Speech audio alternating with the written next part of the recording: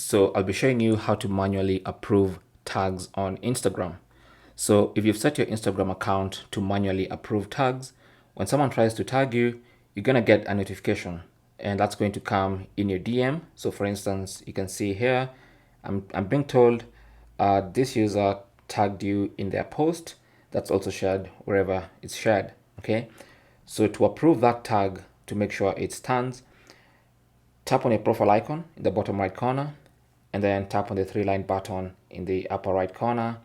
And from the menu that pops up, tap on Settings and Privacy. Under Settings and Privacy, scroll down to Tags and Mentions and tap on that. And then as you can see, I've enabled manually approved tags, and that's why I should be able to manually approve any tag or any post that I'm tagged in on Instagram. So I'll go to Review Tags and I'll go to Pending Tags and I'll find my my tag here. Okay, so what you want to do is select it.